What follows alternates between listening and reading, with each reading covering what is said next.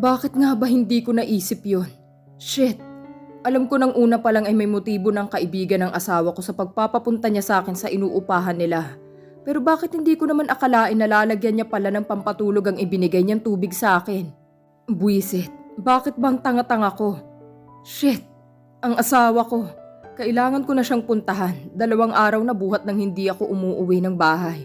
At miss na miss ko na siya. Alam ko na ang dami kong kasalanang nagawa sa kanya. Sana lang mapatawad niya pa ako. Sana nga. Dahil hindi ko na alam ang gagawin ko kapag tuluyan niya na akong iwanan. Shit lang. Kung hindi pa sa kaibigan niya, hindi ko pa malalaman na wala naman pala siyang kasalanan sa nangyari sa akin dati. Inosente siya. Inosente ang asawa ko sa nangyari sa akin noon. Hindi niya alam ang pangmumules siyang ginawa sa akin. Hindi. Dahil nung time na nakipag-break siya sa akin, ay yung time na kumalis na rin siya sa samahan nila. Napakuyom na lang ng mahigpit ang kamao ko nang maalala ko kung sinong may kagagawa ng lahat ng nangyari sa akin. Hindi ako makapaniwala na hahantong sa ganun ang pagkamuhi sa akin ng kinikilala kong kapatid. Shit nila. Hindi pa sapat na naghihirap sila ngayon sa lahat ng ginawa nila sa buhay ko. Itinago nila ako sa tunay kong pamilya. Yup, they kidnapped me. Kaya pala umpisa pa lang ay puro hirap at pasakit ng ginagawa nila sa akin. Dahil hindi naman pala nila ako kaano-ano. Hindi. Dahil isa akong Addison at hindi Alcantara. Addison ang dugong nananalitay sa buong katawan ko. Addison. Kaya lintik lang ang walang ganti. Dahil kahit magmakaawa pa sila sa akin, hinding-hindi ko sila mapapatawad. Hinding-hindi. Mga wala silang puso. Sarili lang nilang iniisip nila. Kung hindi pa ako mabagok ng paulit-ulit, hindi ko pa maaalala ang nakaraan ko. Kung saan kitang-kita ng 2 mata ko kung paano ginahasa ng kinikilala kong ama ang mami ko. Sa tuwing iniisip kong tagpo na yon, hindi ko maiwasang maiyak at magalit sa taong minsang minahal ko. Siya lang ang bukod tanging mabait sa akin.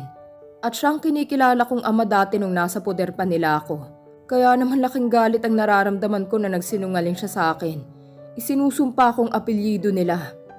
Pinandidirihan, lalo na kapag nakikita ko ang mami ko. Hindi ko maiwasang mahabag sa kanya. Kahit sinasabi niyang okay lang siya, nasasaktan pa rin ako. Mga hayop sila. Pati sarili ko sinisisi ko pa rin sa nangyari. Kung hindi sana ako naging mahina, nailigtas ko sana siya sa panggagahasa sa kanya ng walang hiyang ama ni Alvin Alcantara. I want to kill him. Yung paulit-ulit hanggang sumunod na siya sa hukay sa kanyang rapist na ama. Yup, he's dead now. Nakonsensya ata at nagpakamatay. Siya yung nasa kabaong dati ng araw na pumunta ang asawa ko sa dati kong tinitirahan. Nakita ko siya na nagpunta siya doon. Pero sa halip na puntahan ko siya, inutusan ko pang kinasusuklaman kong pamilya na sabihin na akong nasa kabaong na yon. That time, hindi nagpakita si Alvin.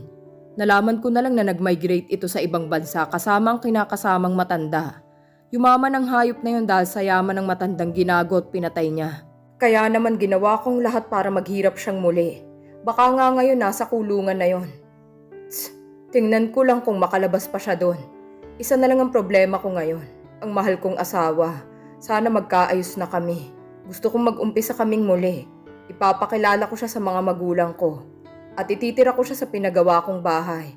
Ang bahay na pinangarap naming 2. I love my wife so damn much. Na kahit kasama pa siya sa gumawa sa akin nun, ay kayang-kaya ko pa rin siyang patawarin. Ganyan ko siya kamahal. Damn, I want to see my wife now. I miss her very badly. Renz? That voice. Buti na lang at nakapagbihis na ako. Why? Galit at madiin kong ana sa kaibigan ng asawa ko. Wala na akong pakialam sa itsura niya. Kahit na nakahubad pa siya sa harap ko. Nagulat lang ako nang bigla itong lumuhod sa sahig at umiyak ng umiyak habang humihingi ng tawad. I'm so sorry. Hindi ko sinasadya. Sinet up lang din ako. Sorry. Damn, you're sorry. Nangyari na. I said. Why? Walang emosyon kong muling tanong sa kanya sa ginawa niya sa akin. Bessie, andito siya kanina. Tila nabingi naman ako sa sinabi niya. At gigil na siya ay nilapitan at itinayo. What did you said? Gigil na tanong ko sa kanya. Hindi pa ako nakontento at sinakal ko pa siya. Nagdidilim na rin ang paningin ko sa sobrang galit. Sinet up niya ako? at nakita kami ng asawa ko. What the? I'm sorry. Yung baby. Baby? Putol ko sa sinasabi niya. Inalis ko na rin ang pagkakasakal ko sa kanya at marahas siyang itinulak sa sahig. Naguguluhan ako sa sinasabi niya. Buntis si Bessie at sorry. Hindi ko alam. Sorry. Paulit-ulit na anas niya habang humahagulgol ng iyak. Huwag mong sabihin, where's my wife? Nahihirapan kong tanong. Daig ko pang binuhusan ng sobrang lamig ng tubig. Sa nalaman ko, my wife is pregnant? Buntis ang asawa ko. Dinala siya ni Joshua sa ospital. Hindi ko na siya pinatapos pa sa sinasabi niya at minura ko na siya ng paulit-ulit.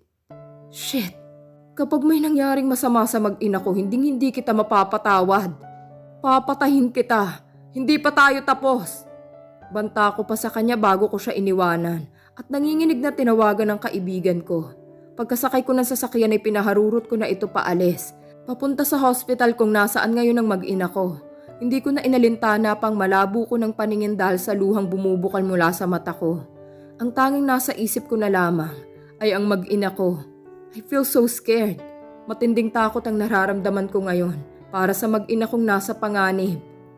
Please, save my wife and my baby.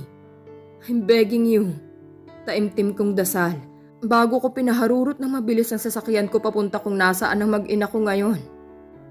EGH Addison Hospital.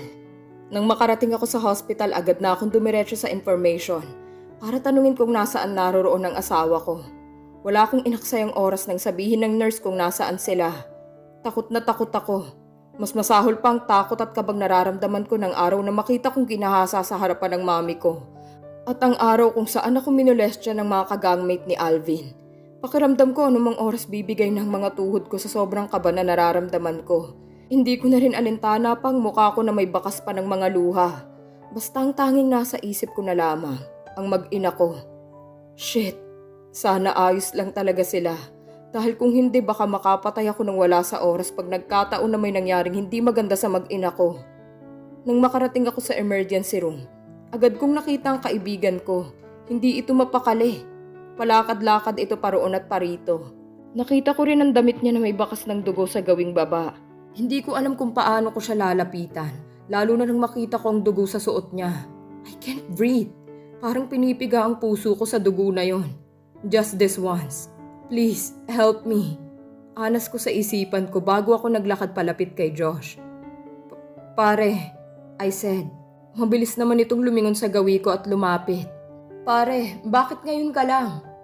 Aniya bago inihilamos ng madiin ang kamay sa mukha niya. Hindi rin ito mapakali katulad ko. I'm sorry. Kanina ko lang nalaman. Sising-sising sagot ko sa kanya. My wife, is she okay? Muling tanong ko rito. I don't know pare. Hindi pa lumalabas ang doktor. Hindi mapakaling sagot niya na ikinapanghina akong lalo. Kung hindi siguro ako nakasandal sa pader, baka kanina pa ako bumagsak dahil sa hindi matawarang takot at kabang nararamdaman ko. Tila pinupukpok ng martilyo ang dibdib ko dahil sa sakit nito. Mahinang mura ko pa. Ilang sandali pa'y nakita na namin na lumabas na ang doktor sa emergency room at naglakad palapit sa amin. Sino ang asawa ng pasyente? The doctor said bago kami tiningnan ni Josh. Me. Wala sa sariling sagot ko. Kumusta na po siya, Doc? Singit naman ni Joshua. Okay lang ang pasyente, pero ang ipinagbubuntis niya ay hindi. He said again. What do you mean? Kinakabahang tanong ko. Shit, wag naman sana. Please, okay lang po bang ipinagbubuntis niya? Singit na tanong ulit ni Josh sa doktor. Halos hindi na ako huminga habang hinihintay ang sagot ng doktor sa tanong namin. Mahina ang kapit ng bata, kaya i-confine muna namin ang misis mo para maalagaan. Mga 1 or 2 weeks siguro. Buti na lang at fighter ang baby mo dahil kung sa iba yan baka nakunan na. Dahil sa dami ng nawalang dugo sa asawa mo. Paliwanag ng doktor na medyo ikinahinga ko ng maluwag. Shit, salamat. Buhay ang anak ko. Congratulations, Mr. Addison. Your wife is 7 weeks pregnant. Nakangiti niya ng sabi sabay abot sa kamay niya na malugod ko namang tinanggap. Thanks, Doc, I said. Shit, magkakaanak na ako. Shit talaga, ang sarap sa pakiramdam. It's okay. Paalala lang, bawal ma-stress ang asawa mo. Kaya hanggat maaari, huwag mo siyang gagalitin. Sabi pa ng doktor bago umalis. Napabaling naman ang tingin ko sa kaibigan ko nang umalis na ang doktor. Nakaupo na ito ngayon sa sahig at nakatingin sa akin. Congrats pare. Pilit ang ngiting sabi niya sa akin. Alam ko kasi na mahal niya ang asawa ko. Unang kita ko pa lang sa kanya ng kasama ko ang asawa ko, alam ko nang espesyal ang tingin niya rito. Lalo na't kaibigan rin pala ito ng asawa ko. Salamat pare. I said bago ako nakipag-shake hands sa kanya. Shit lang, swerte mo pare sa asawa mo. Of course, I'm lucky to have my wife. I love her so damn much. Pare, mahal na mahal ko siya. Pare, sagad na sagad. Sabi ko sa kanya ng buong puso. Wala na akong pakialam kung mukha na akong tanga sa kakornihan ko. Basta ang mahalaga, sa akin lang ang asawa ko. She's mine, at gagawin ko lahat para sa kanya. Mapatawad lamang niya ako. Clara's POV. Nagising ako nang maramdaman ko na may parang paulit-ulit na dumadampi sa may tiyan ko. Hahayaan ko na sana yun nang maalala kong nangyari sa akin. Shit, ang baby ko. Bigla ko tuloy na idilat ang mga mata ko at naiiyak na kinapa ang tiyan ko. Nagulat pa ako ng ibang makapa ako at hindi ang tiyan ko. Agad ko namang iginawi ang tingin ko sa tiyan ko para lang makita ang ulo ni Bernard roon. Siya pa lang salarin sa bagay na dumadampi sa tiyan ko kasi hinahalikan niya yun ng paulit-ulit. Mangingiti sana ako sa gesture na ginagawa niya sa akin nang muli kong maalala ang tagpong nakita ko sa loob ng kwarto ng ahas kong kaibigan. Kaya sa halip na haplusin ko ang buhok niya, ay sinabunutan ko ito at inalis sa pagkakahawak sa tiyan ko. Addison! What the hell, honey? Sigaw niya habang pilit na inaalis ang pagkakasabunot ko sa buhok niya. Shit! Gusto kong patayin ang buhok niya nang hindi na tumubo. Peste siya. Magsama sila ng ahas kong kaibigan. I hate you! I hate you! Paulit-ulit kong sigaw habang umiiyak. I love you too. Balik naman na sabi niya sa akin na ikinaiyak ko ng todo. Lalo na nang banggitin pa niyang baby naming dalawa. Buhay ang baby ko. Why? I said. Galit ang nararamdaman ko ngayon sa lalaking kaharap ko. Sobrang galit. Matapos kasi na itaboy ako ng asawa ko kanina sa hospital. Dito na ako nagpunta kung saan ko siya ipinadala kasama ng mga utusan niya. Gusto ko muna silang turuan ng leksyon bago ko sila isuko sa mga pulis. I want them to suffer very hard. Yung hindi na nila makakalimutan habang nabubuhay sila. Gusto kong maranasan nila lahat ng naranasan ko sa mga kamay nila. Masigit pa. Nang dahil sa kanila ayaw akong kausapin ngayon ng asawa ko. Sinira nila ang maganda naming pagsasama. Pati buhay ko sinira nila. I hate all of them. Nasa sobrang pagkaayaw ko sa kanila, gustong gusto ko na silang patayin isa-isa. Damn it. Punong-puno ng galit ang puso ko sa mga taong naririto ngayon sa harapan ko. Ilan nga ba sila?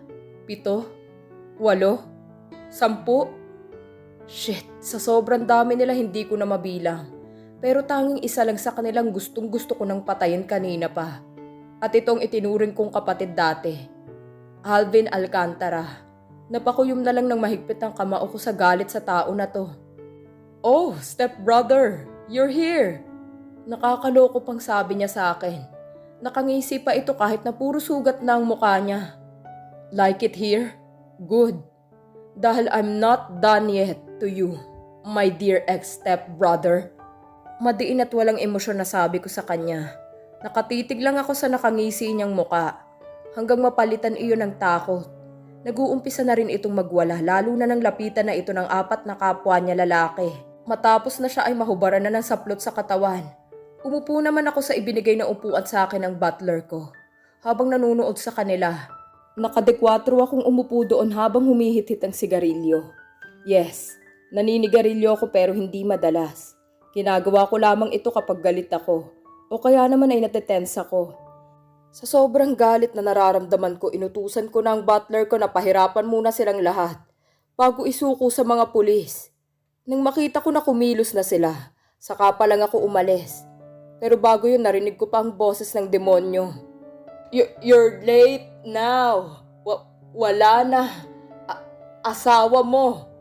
Rinig ko pang sabi nito na ikinabalik ko sa gawin niya. I punched him many times hanggang sa mawalan siya ng malay. Nagising lang ako sa kasusuntok sa kanya nang maalala kong asawa ko. Pagkasakay ko pa lang sa sasakyan ko, mabilis ko na itong pinaandar at pinaharurot ng mabilis para mapuntahan ng mag-ina ko. Sila lang ang nasa isip ko habang nagdadrive, kaya hindi ko na napansin pa ang mga sasakyang pasalubong sa gawi ko. Nang mapansin ko yon, huli na. Dahil pasalpok na ito sa sasakyan ko. Shit, ang mag-ina ko. Clara's POV. I'm pregnant. Paulit-ulit na pumapasok sa isip ko. Hindi nalaglag ang baby ko. Sa wakas na buo na rin ang matagal ko nang hinihintay. Magkakaanak na ako. Kami ni Bernard. Pero hindi pa rin sapat na dahilan ng pagbubuntis ko para hindi ako umalis. Dahil kahit na parehas na kaming nasasaktan, kailangan ko pa rin lumayo sa kanya. Nasa tuwing nakikita ko kasi siya, nasasaktan pa rin ako. Isama pang ginawa niya sa akin kahapon kung paano muntik nang malaglag ang anak naming dalawa. Hindi ko kaya na makita muna siya, lalo na ngayong mahina ang kapit ng anak namin. Gusto kong lumayo hanggang sa mawala na ang sakit. Dahil hanggang nakikita ko siya, paulit-ulit lamang akong nasasaktan para sa aming dalawa. At alam ko na nasasaktan pa rin siya sa nangyari sa kanya dati, nang dahil sa kagagawan ko. I'm sorry, honey. I'm so sorry. Pero hindi ko na kasi makaya ang sakit. Baka sakaling sa pagbabalik ko, kaya ko na. Nang medyo gumaan na ang pakiramdam ko kakaiyak, muli ay tinawagan ko si Josh upang sunduin ako. I want to leave as soon as possible. At ngayon nga ang tamang oras para umalis. I love you so much, honey.